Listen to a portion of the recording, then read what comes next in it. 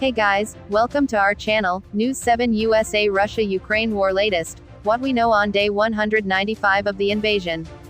Shelling at the Russian-held Zaporizhzhia power plant disconnects backup power line, Ukraine claims to repel Russian offensives in the east. Ukraine's southern offensive has prompted Kherson separatists to pause a planned referendum on whether to become part of Russia.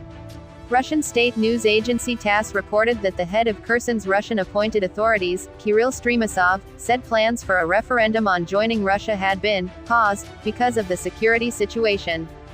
Ukraine has repelled Russian offensives in the east as well as hindering Russian positions near Kramatorsk, a key town in eastern Donetsk region, its armed forces claimed.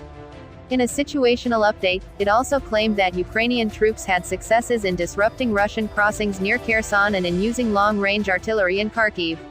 In a rare acknowledgement of the Ukrainian counter-offensive, Russia said it pushed back assaults in Kherson.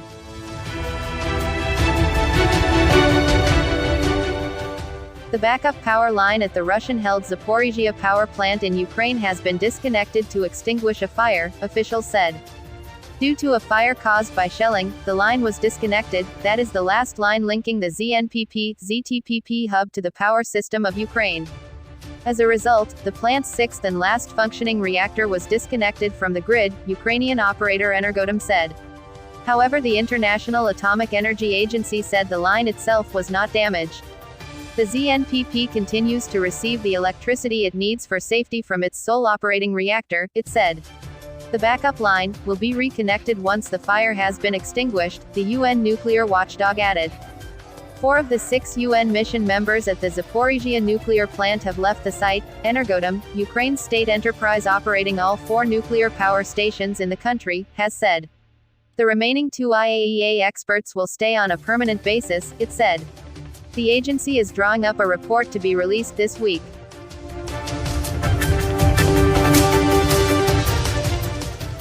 Liz Truss's imminent arrival as British Prime Minister has been greeted with scorn from the Kremlin and praise in Ukraine. I wouldn't like to say that things can change for the worse, because it's hard to imagine anything worse, Vladimir Putin's chief spokesperson, Dmitry Peskov, said when asked if Moscow expected any shift in relations with Britain. But unfortunately, this cannot be ruled out. Ukrainian politicians offered an exuberant welcome. In Liz, we trust, tweeted Ukrainian Deputy Rustem Umarov. Mrs. Truss is a solid supporter of Ukraine. Hope for a fruitful ongoing partnership between the UK and Ukraine. President Volodymyr Zelensky said he was looking forward to the start of cooperation with Truss. Ukraine has sought political backing in Brussels for the creation of a special tribunal to prosecute Russian military and political leaders for their role in the war.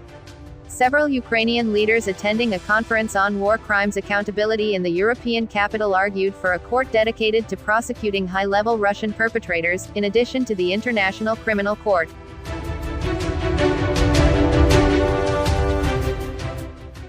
Russia will not resume in full its gas supplies to Europe until the West lifts its sanctions against Moscow, the Kremlin said, as gas prices surged on Monday and the pound and euro slumped. Speaking to journalists on Monday, Dmitry Peskov, the Kremlin spokesperson, blamed sanctions for Russia's failure to deliver gas through the Nord Stream 1 pipeline.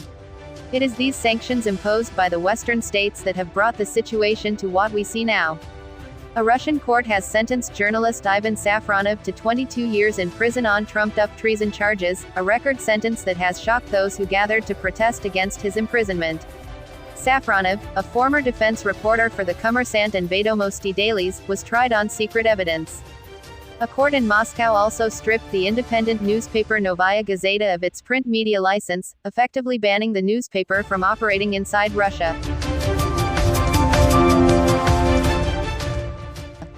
Editor-in-chief, Dmitry Muratov, said the ruling was a political hit job, without the slightest legal basis. He said the paper would appeal.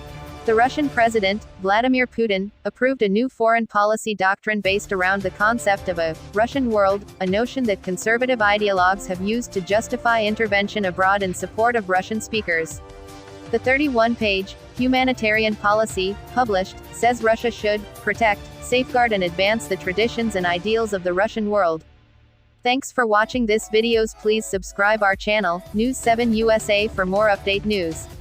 You can leave your opinion about the video in the comments.